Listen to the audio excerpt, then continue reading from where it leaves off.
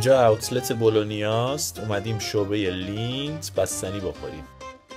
لینت یک کارخونه بزرگ شکلات سازی سوئیسیه که در سال 1845 در شهر زوریخ راه اندازی شد. من به اتفاق یکی از دوستانم به این شعبه که در اوتلت بولونیا واقع شده اومدم تا بستنی هاش رو امتحان کنم. اگه دوست داری بدونی توی اوتلت بولونیا چه خبره و چطور به اینجا بیاید، حتما ویدیوی بعدی رو که در مورد این مرکز تجاری ببین. حتما به دردت میخوره. شرکت لینت در تولید شامپاین، کاکائو، کره بادوم زمینی، نمک دریایی و محصولات قندی دیگه فعالیت میکنه. تنوع محصولاتش انقدر زیاده که به شدت منو برای انتخاب طعم گیج کرد. ویفر خرد شده، لیمو زنجبیل، انجیر، پرتقال، انبه بادوم، نعنا، فلفلی و کلی طعم‌های عجیب و غریب دیگه. تازه شکلات‌های کیلویی هم برای فروش داشتم که برای من حس و حال قنادی‌های ایران رو تداعی کرد.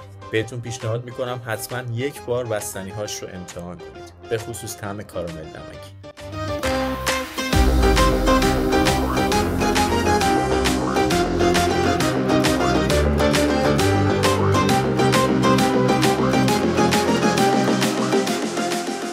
کارامل نمکی و میوه جنگلی دونه 4.90.